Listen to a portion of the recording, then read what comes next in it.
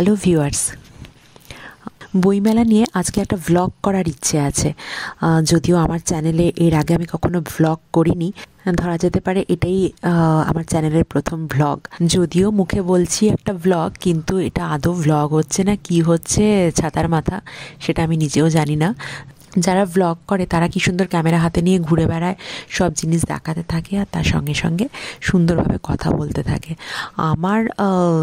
আমি না কেমন যেন লজ্জা লজ্জা লাগে এত লোকের মাঝখানে, মানে কথা বলতে আমার কেমন যেন লজ্জা করে। তার জন্য আমি কোনোদিনও ভ্লগ করে উঠতে পারবো বলে আমার মনে হয় না। আজকে একটা চেষ্টা করছি ছোট্টখাট্টোভাবে করার, একটা দেখি কতদূর কী করতে পারি। আজকে 25 তারিখ, আমি বইমেলাতে এসেছি। শুধু স্টলগুলোই আমি আপনাদেরকে দেখাচ্ছি, আর তার সঙ্গে কিছু বইও দেখাচ্ছি। আর এই যে বইগুলো দেখাচ্ছি, এই বইগুলোর মধ্যে থেকে কিছু বই আমি কিনেছি। সেই বইগুলো কিন্তু আজকে আমি দেখাবো না। তার কারণ হচ্ছে আজকে তো 25 তারিখ, এরপরেও আর বেশ কিছুদিন মেলাটা থাকবে। তো আমার ইচ্ছে আছে আরও অন্তত একবার মেলাতে আসার।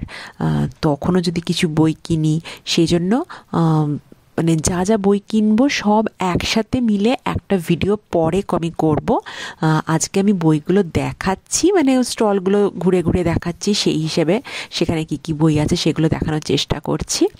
আর যে বইগুলো মানে দেখাচ্ছি তার মধ্যে থেকেই কিছু বই কিনেছি। এবার আপনারা দেখি গেস করতে পারেন কি না যে আমি কি কি বই কিনতে পারি।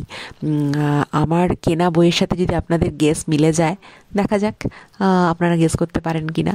আর কোন বই আমি কিনলাম সেটা যদি আপনারা গেস করতে পারেন, তাহলে কমেন্টে আমাকে জানান। আনন্দ পাবলিশার্সের স্টলে ঢুকলাম, এখানে অনেক বই ডিসপ্লে করা আছে।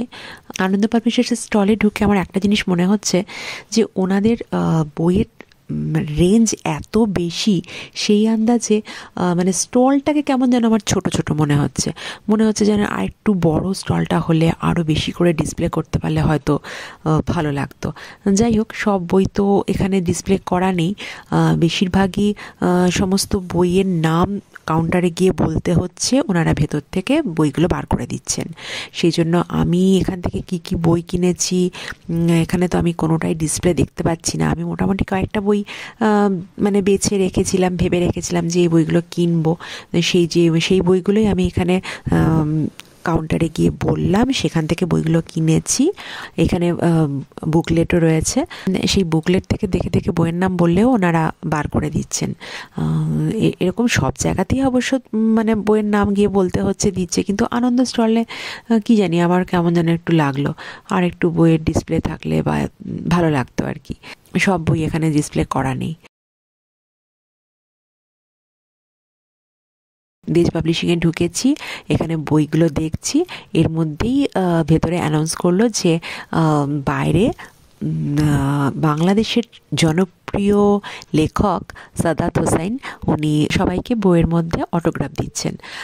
সেই জন্য সঙ্গে সঙ্গে আমি বাইরে বেরিয়ে এসেছি ওনার সাথে দেখা করার জন্য।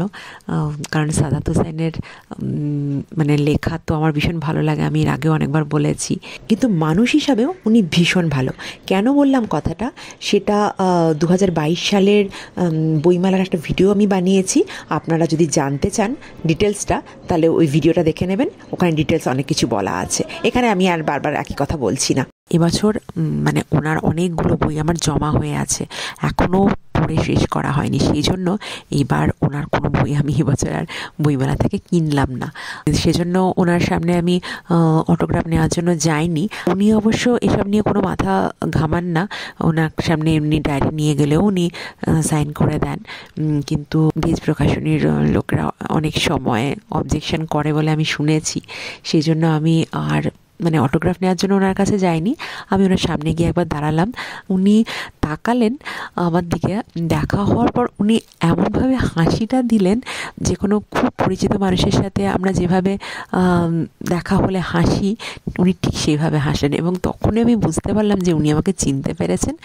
মানে এত ভালো লাগে এই ব্যাপারটা। উনি মানে ওনার পাঠক পাঠিকাদেরকে একটা মানে আলাদা মর্যাদা দেন, এই জিনিসটা ভীষণ ভালো লাগে। মানে উনি এত ভালো, মানে এত ভালো মানুষ, সত্যি মানে এটা মানে উল্লেখ করার মতোই আর কি, সেজন্য উল্লেখ করলাম। কথা হয়নি ওনার সাথে, মানে কথা বললে হয়তো এগিয়ে গেলে কথা বলা যেত, কিন্তু আমি আর সবাই মানে যারা অটোগ্রাফ নিতে এসেছে তারা অনেকক্ষণ লাইন দিয়ে দাঁড়িয়ে আছে বলে আমি আর ওনার কাছে বেশিক্ষণ দাঁড়ালাম না। তারপরে আমি অন্যদিকে চলে গেলাম।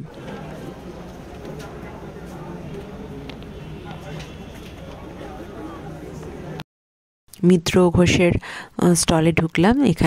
এখান থেকেও বই কিনছি, কি কিনবো দেখি কি করি।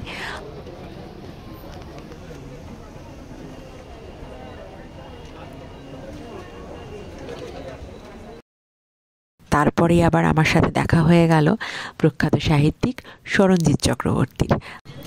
ওনার সাথে একটা সেলফি নিলাম আমি, ওনার সাথে একটু কথা বললাম এবং আমার চ্যানেলের কথা ওনাকে জানালাম। তারপরে বললাম আমার চ্যানেলের জন্য কিছু বলতে। লেখক স্মরণজিৎ চক্রবর্তী আমার চ্যানেল সম্বন্ধে কি বললেন সেটা আমি এখানে আর দিচ্ছি না, ওটা আমি একটা আলাদা সেপারেট একটা শর্ট ভিডিও বানিয়ে আমার চ্যানেলে দিয়ে দিচ্ছি, আপনারা শর্ট ভিডিওটা দেখে নিতে পারেন।